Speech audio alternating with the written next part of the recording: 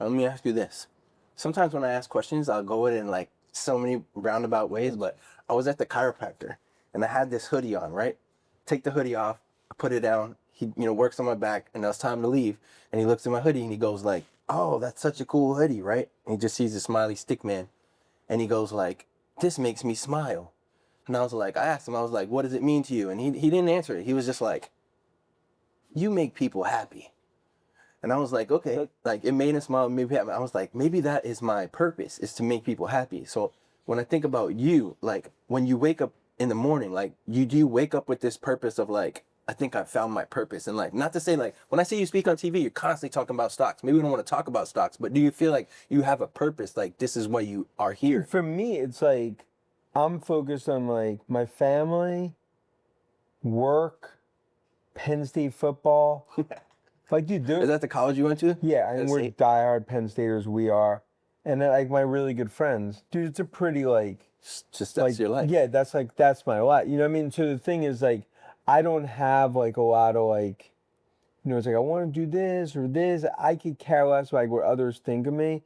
It's also like, you talk about like, make it happen. Like, I actually think like when I like wear something like this, it makes me kind of happy. Like, it's like when I wear like funky stuff, like, cause like that's how I've always dressed, like just very different. It makes me feel like relaxed, calm, cool. And it's actually like, in a weird way, I think it's actually like helped me do my job well, because bottom line is like, when I dress a certain way, I'm like very comfortable and I'm in more of like a Zen-ish. But As opposed to like if I was wearing some other thing and now you're like no, this. it's so true. Yeah. And but I hear, man, like everyone has like a different role in life. Everyone enjoys different things. And I'm never one to like like I just always view things like that's what makes the world sort of go round and round.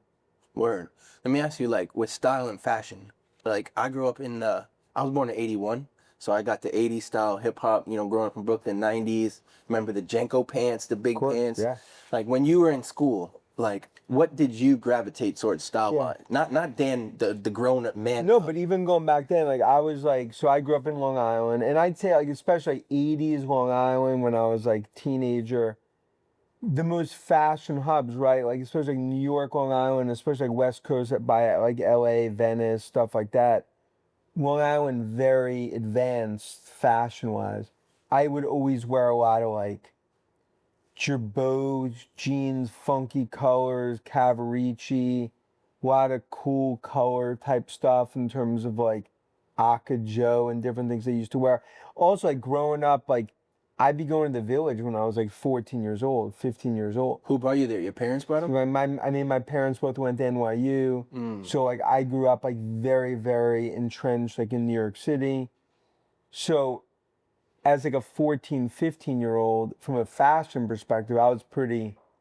You were like more advanced than I already people had around like you. my own sort of like This is what I like. fashion sense. And even though like you go a little more conventional, like when you go like to college or when you start off like early like workforce, but then for me it was like it was always in there. I always dress a little off the grid, and then by doing things publicly and always being on TV, you're able to kind of like, you're like, kind of like experiment with different fashion You got a stuff little more magic. It's to like see people's reactions, sweatshirts under, sports jackets, sunglasses inside. I probably get hundreds of messages a week on like fashion stuff through like social media or whatever. you think that these are people that want to branch out? The whole reason that I did the collab with you guys was to give people a little funkiness from like a shirt perspective, and we'll come out with sports jackets and others, in 2026 together. But to me, it's kind of like there's a lot, especially like there's women that love the fashion sense, and then there's a lot of men where they're like, hey, I want to like come over to your side and dress a little funkier. They might not be extreme and like wear something like this.